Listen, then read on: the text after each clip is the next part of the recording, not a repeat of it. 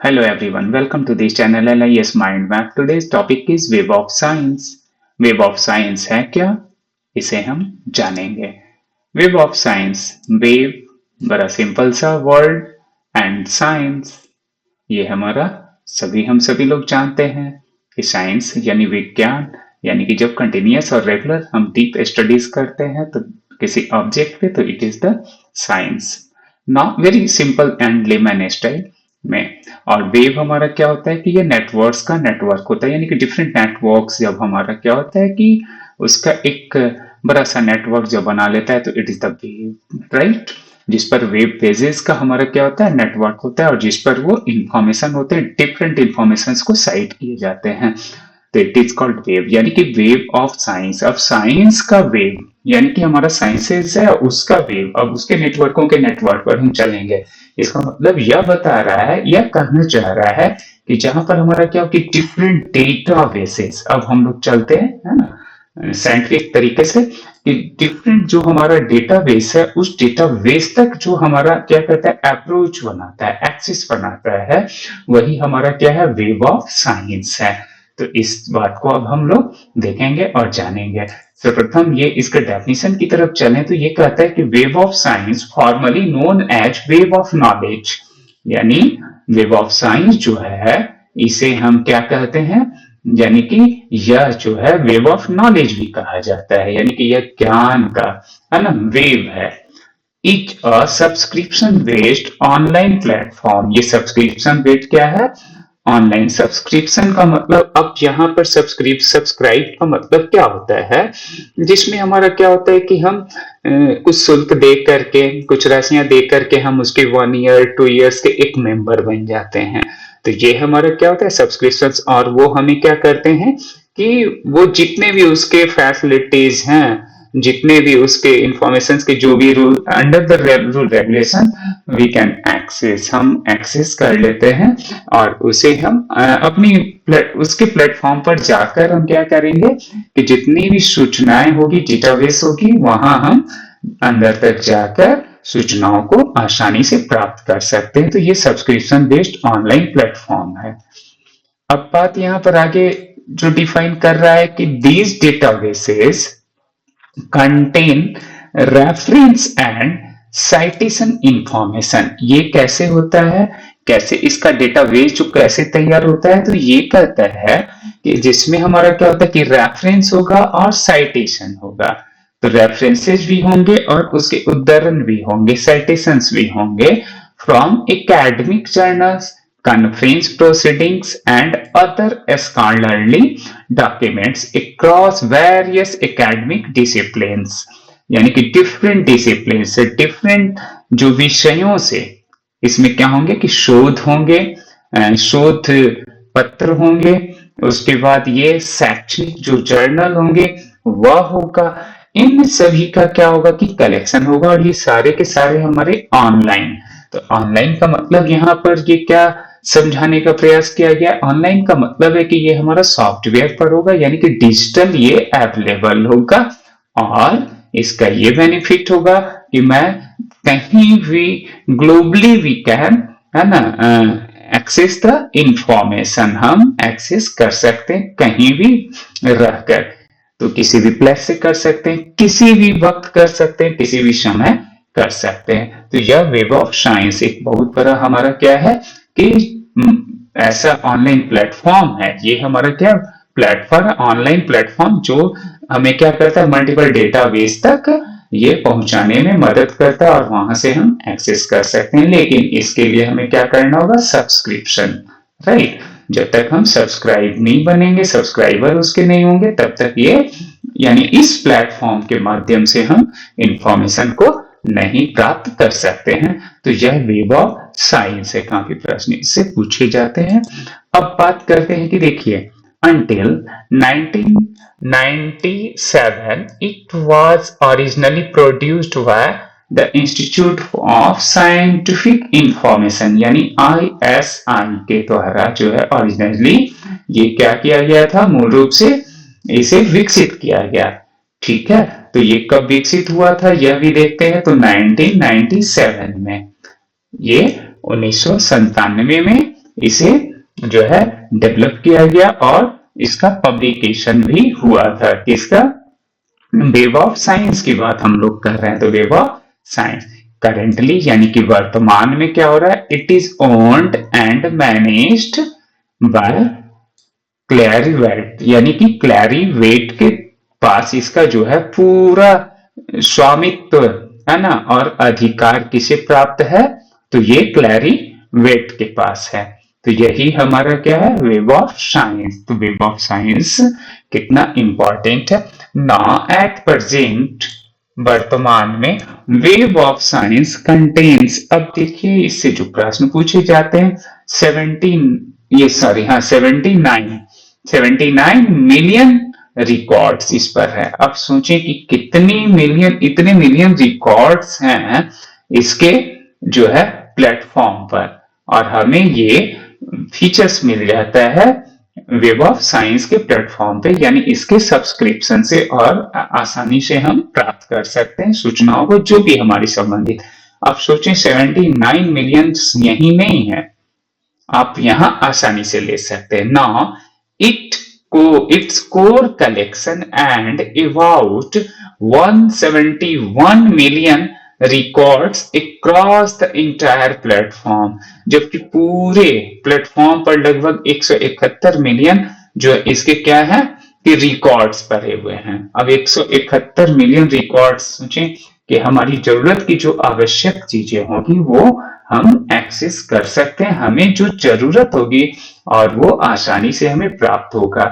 तो यह हमारा कितना महत्वपूर्ण प्लेटफॉर्म है जहां से हम इंफॉर्मेशंस को प्राप्त कर सकते हैं। बात अब आती है कि इसे परीक्षा से संबंधित कई बार इसे प्रश्न पूछे गए हैं। आप लगातार देख रहे होंगे कि केंद्रीय विद्यालय की डीएसएसबी में इससे प्रश्न पूछे गए हैं कई बार। बेसिकली डीएसएसबी में तो 2-3 बार वो मैचिंग, फिर उसके बाद क्या कर दिए गए हैं कि इसे इसके एस्टेब्लिशमेंट और इस या एक क्या है हमारा, है ना। तो यह भी क्या है, कभी वो ट्विस्ट करके ये किया गया है कि ये सॉफ्टवेयर है, सिर्फ ये प्लेटफॉर्म है, ये हमारा डेटाबेस को अवेलेबल कराती है, मतलब इस तरह के प्रश्न पूछे गए हैं। तो यह हमारा क्या नेचर ऑफ क्वेश्चन है। अब ये तो समझ में बात आई, और लगातार ये सब चूंकि टेक्नोलॉजी बेस्ड है तो लगातार पूछे भी जाते रहे हैं, राइट, और पूछे जाएंगे भी। देखिए wave of science is managed by, जैसा कि हम लोगों ने क्लैरीवेट एनालिटिक्स के द्वारा ये क्या किया जा रहा है, मैनेज किया जा रहा है।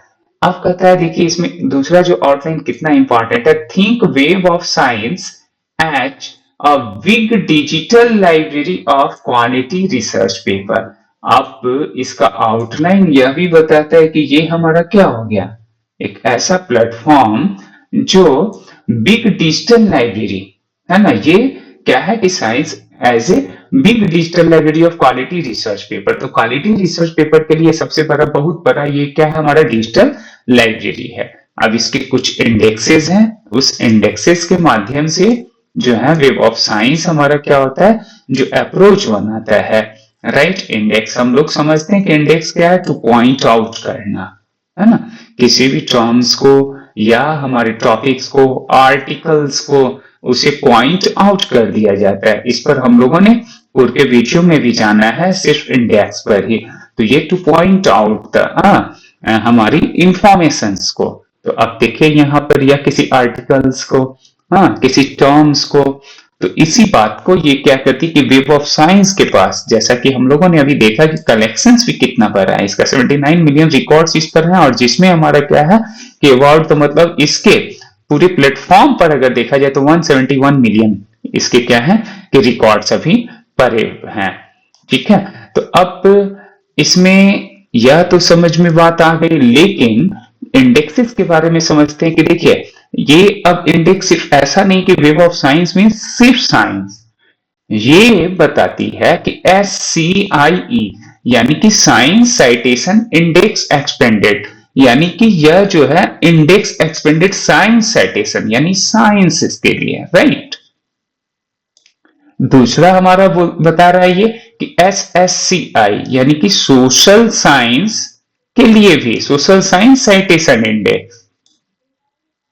तीसरा देखिए AHCI ये आर्ट्स ह्यूमैनिटी यानी आर्ट्स एंड ह्यूमैनिटीज के लिए भी ये साइटेशन इंडेक्सेस, ESCI के लिए यानी इमर्जिंग सोर्सेज के लिए, इमर्जिंग सोर्सेज के लिए भी साइटेशन इंडेक्स। और साइटेशन इंडेक्स हमारा क्या है, देखिए यहां पर जो साइटेशन इंडेक्स की बात की जा रही है, इंडेक्स हमारा तो समझ रहे कि टू पॉइंट आउट, और साइटेशन का मतलब क्या होता है, ये हमारा क्या होता है कि जो टर्म्स होते हैं या फिर कुछ भी इंफॉर्मेशन होते हैं और उसे हम क्या करते हैं रेफरेंस के रूप में वहां पर हम ले जाकर क्या करते हैं पुटअप करते हैं या फिर हम वहां मेंशन करते हैं। एक लेमन तरीके से मैं बता रहा हूं, तो यह जो लिखा जाना ही वहां पे वो डाला जाना, इंफॉर्मेशन को रखा जाना रेफरेंस के through, it is called citation. आप उस इंडेक्सेस को पॉइंट आउट करना तो it is the citation index. तो ये हमारा क्या होता है साइट करना, टू साइट हम लोग बोलते हैं ना कि अपने बिब्लियोग्राफिक रिकॉर्ड्स को कैटलॉग कार्ड पर जो है अकॉर्डिंग टू AACR 2CCC या फिर जो भी अदर मेथड्स है उसके थ्रू क्या कर दो कि आप साइट कर दो इंफॉर्मेशन को। तो साइट मींस यहाँ पर क्या हो गया कि हमने बिब्लियोग्राफिक रिकॉर्ड्स किसी डॉक्यूमेंट से लिया, किसी आर्टिकल से लिया है और उसे क्या किया वहां पर मेंशन कर दिया, लिख दिया है, इट इज द साइटेशन। तो यही साइटेशन हमारा क्या होता है कि जब ये किसी सॉफ्टवेयर के माध्यम से, वेब ऑफ साइंस में जो है वो ऑनलाइन है, तो ऑनलाइन क्या कर रहे हैं कि इस तरह की इंफॉर्मेशन को वो साइट कर दिया गया है। तो यही हमारा क्या हो गया, और साइटेशन इंडेक्स ऑलवेज इन एक क्या होता है कि हमारा अल्फाबेटिकल मैनर्स में वो अरेंज्ड होता है, तो अल्फाबेटिकल या सिस्टमैटिक ऑर्डर्स में।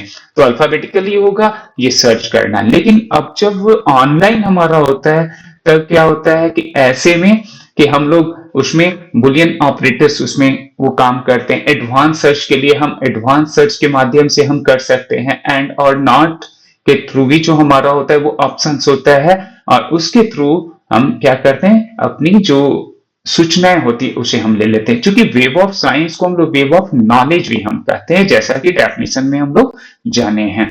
तो वेब ऑफ नॉलेज का मतलब क्या होता है कि नॉलेज हमारा क्या है कि जब प्रोसेस्ड हमारा इंफॉर्मेशन हायर, जब ये एक स्टेज में आ जाता है तो इट इज कॉल्ड नॉलेज।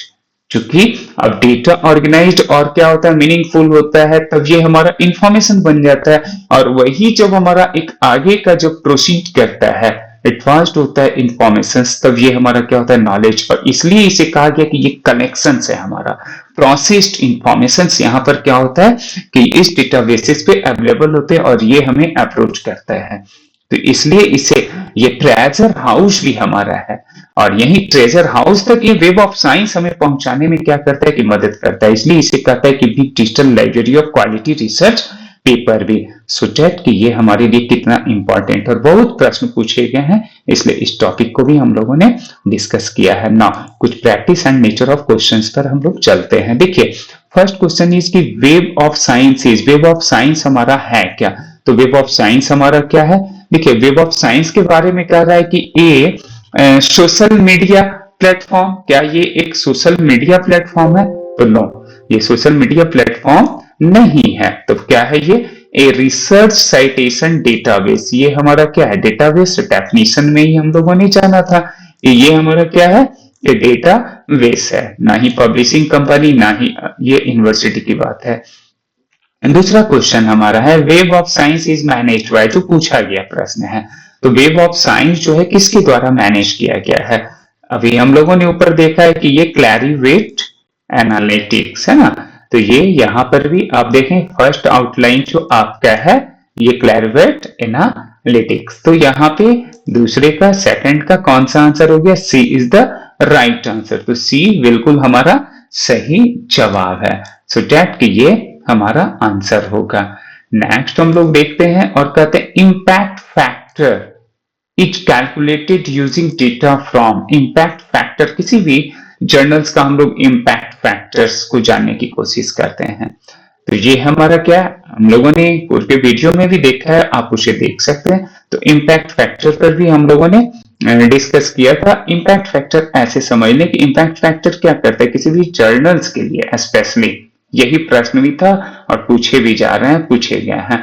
तो किसी जर्नल्स के लिए स्पेशली क्या होता है, उसकी जो है ना क्वालिटी वेस्ट ये क्या करती है कि उसका एक जो है स्टैंडर्ड्स को ये मतलब मेजरमेंट करके ये क्या करती है उसको एक डिफाइन कर देती है। कैसे कर देती है?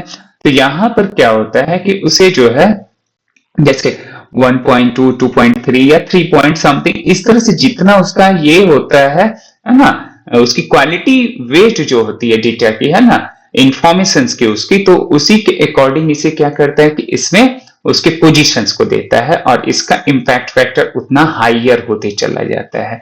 तो यह जो हमारा क्या होता है कि impact factor is calculated using data from, तो किसके थ्रू, है ना। तो यहां पर ये क्या कर रहा है कि web of science, web of science इसका क्या हो गया, बिल्कुल सही जवाब। नाउ SCIE स्टैंड्स फॉर, तो SCIE है क्या? तो SCIE क्या है? एस से क्या हो गया, सोशल साइंस, ऐसे है ना। अगर SS होता तो यहां पे ये कर रहा है सिर्फ S, तो S का मतलब क्या हो गया, science citation sorry, science citation index expanded. ये हमारा क्या हो गया, इसका फुल फॉर्म हो गया साइंस साइटेशन इंडेक्स एक्सपेंडेड। तो this is the right answer, B हमारा जो है बिल्कुल सही जवाब है। नाउ SSCIH, जैसा कि मैंने पहले बोला था कि एक सिंगल एस होता तो ये साइंस और डबल एस हो गया, तो ये क्या हो गया, सोशल साइंस, यानी सोशल साइंस से ये रिलेटेड किससे हो गया, social sciences. This one is the right answer. ESCI stands for, ये हमारा क्या है, तो ई फॉर क्या होता है, emerging, not European, not electronic और नॉट एक्सटेंडेड, है ना। तो ये हमारा क्या हो गया, इमर्जिंग सोर्सेज साइटेशन इंडेक्स। तो emerging, so E for emerging, S for social, emerging social citation index. Now web of science is mainly used for, किस चीज के लिए है, तो वेब ऑफ साइंस, तो ये हमारा क्या है, research, evaluation and citation tracking के लिए। तो this one is the right answer. So that कि आज हम लोगों ने वेब ऑफ साइंस के बारे में जाना। मुझे उम्मीद है कि वेब ऑफ साइंस भी क्लियर हो गया होगा। आप लोगों ने बहुत पेशेंसली वॉच किया, thank you so much once again. पुनः मिलता हूं नए वीडियो के साथ, नए टॉपिक के साथ भी। Thank you.